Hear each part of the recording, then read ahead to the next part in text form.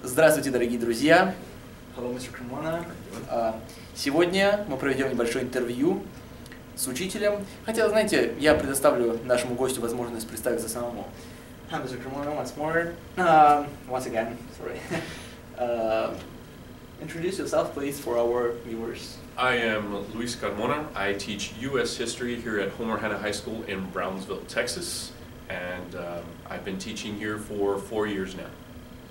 Okay, thank you. And as you know, and I'm going to tell it to our viewers, Сегодня у нас будет интервью, разделенное на две части. Первая часть будет посвящена мистеру Кармоне как учителю, и вторая часть, которая выйдет отдельным видео, будет посвящена мистеру Кармоне как гражданину Соединенных Штатов Америки. Okay, the first part of the interview is going to be about you as a teacher, and the second part is going to be about you as a United States citizen. Okay? Yep. Okay, let me start with the first part. Okay, the first question is, why did you decide to be a teacher? I decided to be a teacher mainly because it's in my family. My mother and my father are both in the school district. My aunt is a teacher, actually a principal up in Houston, Texas. And it's just something that has always been very natural to me. Even when I was in high school, I did some volunteer work at an after-school program, and it's just always something I've been interested in. I started off thinking I wanted to do early childhood, elementary school teaching, but that didn't work out because I went to do some observations and realized that working with little kids is not my thing. I realized that I like working with teenagers and helping them out, and it's not something that, it's more of a calling for me than a job. So I just feel that it's something that I was meant to do in simple terms. Okay, thank you very much. And let me just ask you to speak a little bit more loud. Okay. Just a little bit, because I'm not sure about my, microphone. Okay. Thank you. And the second question is, are you satisfied with the salary you have and with conditions you have as a teacher? Okay. I'm pretty satisfied with my salary. It gets me by. I would appreciate a raise every once in a while, but you know, I can live a comfortable lifestyle. I have my home and I have my vehicle that gets me to and from work. It helps, it gives me enough money to buy, groceries and pay my bills. So I'm pretty satisfied with that. With conditions, I wish our school was a little, I guess, had more facilities, better classrooms. I believe that our classrooms are a little cramped sometimes, especially in my bigger classes, because I only have maybe 1 or 2 desks free. But I can't say that there's too much to complain about. I love my classroom. As you can see, I have it all decorated for all my students, and I'm pretty satisfied with my salary, with everything that is available to me. We have a lot of technology that other schools here in our district don't have the availability to, and we do. We have iPads, we have laptops, computer labs, everything that we would need to kind of enhance the lesson for the day. And not a lot of schools can say they have that, so I'm pretty pleased with the conditions we are in here. Mm-hmm. Okay, and in Russia we used to to keep it a secret, the question of salary, but I don't know about you. Let me ask you, what salary do you have? But if you prefer to keep it as a secret, so it's up to you. No, that's fine. I make around $42,000 a year. $42,000 a year. Yeah. Okay, thank you. And the third question is, are your expectations about being a teacher were pretty similar to reality? Yes, in the sense of the classroom environment. I was pretty well prepared with going through the university, my university career, and taking all of my educational courses and getting an understanding of classroom management and how that was going to help me.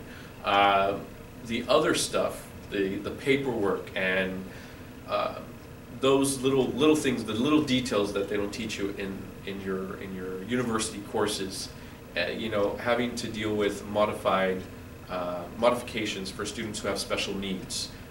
You know, I had to learn that on the job. I had to learn how to deal with students that are in my inclusion classes, meaning special needs students that either have a disability, learning disability, physical disability, that are still going to be in my regular class, and how to deal with that. That was a little, you know, touch and go here. But I think I've gotten the hang of it, and I enjoy having those students in my class. But I believe that my university and my professors really gave me a good idea on what to expect when I walked in to my first day of teaching. Okay, that's good. Yeah. That's good, because, you know, sometimes you just expect that it's perfect, especially when you're young. Yes. You believe that the job you're gonna have is Yes. the ideal, and then when you really touch it, you understand that it's really different from what you Exactly. expected. Yeah. That's And there's also the student-teacher program here with our university, or with many universities here in the United States, where they send a future teacher to go and do their student teaching, meaning they have a mentor teacher, they go into the classroom and they assist the teacher and then start learning from that teacher on what to do and what not to do in the classroom. Actually, we do have one in our math class. So Oh, okay, our yes. student teacher Yeah. he helps out our. Yeah, so my it's teacher. a good kind of, you know, kind of sneak peek into what to expect. So it does really help you out. Yeah. Okay, I get it. Okay, how do you feel about having an exchange student from Russia in your class? And do you feel any difference between him and me and the rest of the class? I mean, just imagine I'm here, you know, I'm just a journalist, I'm not Vadim Savitsky, Yeah. you know, just tell the truth. I thought at first the language barrier was going to be an issue, but you have a very good grasp of the English language.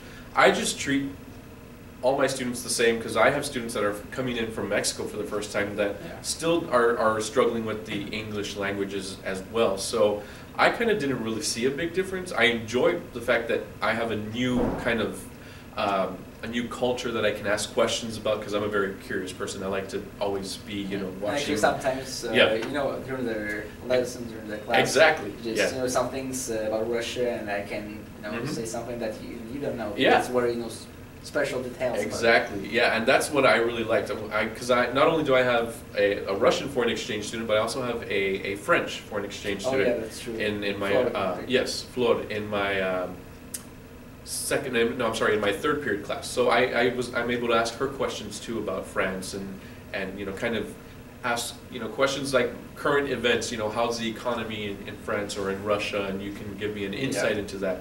When, you know, sometimes all I have available is American media outlets who sometimes might be biased. So That's true. So I enjoy it. I enjoy the, you know, it's a nice change of scenery to see another student and see their perspective on America as well. Because I'm born and raised here, so I have my idea of what America is, but you may have a different one.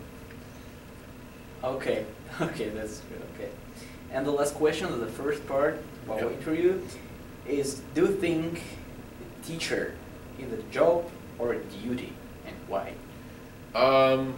Neither. Like I told you Like before, a calling. I think it's a calling. I think it takes a very special person to want to devote their life to teaching. I think that, you know, it's as if somebody who wanted to go into the military. I think it takes a special person to say, I want to go defend my country. I think it takes a special person who wants to become a kind of a religious leader. It's a specific calling, and you have to love it, and you have to understand that, yes, it's going to get stressful at times, but it takes that special person who's going to be there for their students to know that their time may not be their own anymore. A student may reach out one day and ask for help in an emotional sense, and in a spiritual sense. You have to be not just a teacher, you're a counselor, you're a friend, you're an uncle that some people may never have, a father figure, a mother figure, whatever, to some people that don't have that at home, and you're their only outlet to reach that. So you can't be a teacher from first period to ninth period. Right, You're no. a teacher 24/7. Exactly, yeah, and you know, sometimes I may get emails at, you know, midnight, and if I'm awake and I need to help them, I will. You know, it's like I said, your time is not your own anymore, It's not a 9-to-5 job.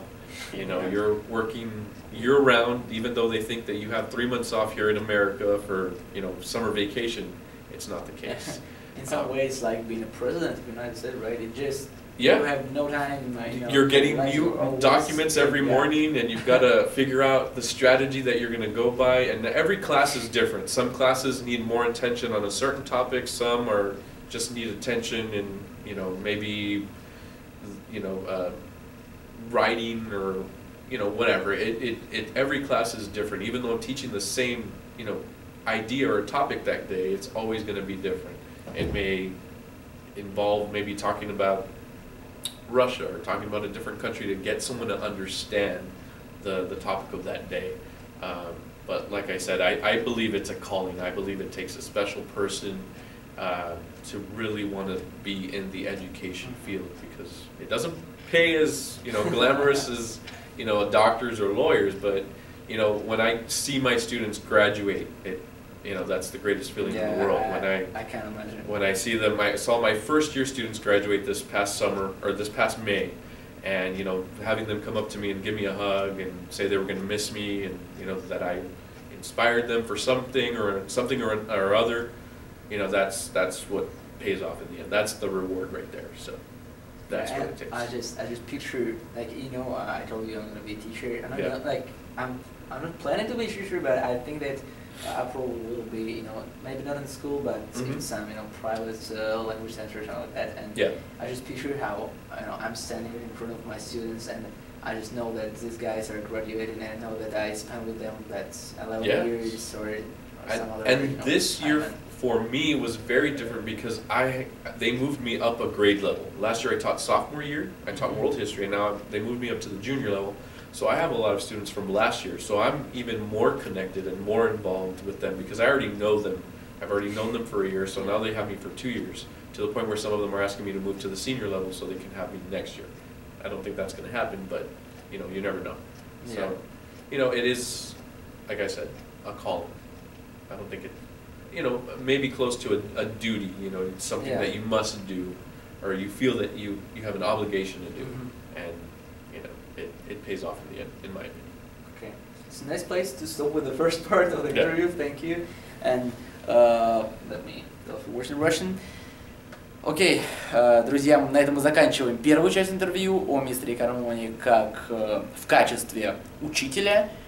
И совсем скоро выйдет вторая часть интервью, которая будет посвящена мистеру Кармоне как гражданину Соединенных Штатов Америки. Спасибо за внимание.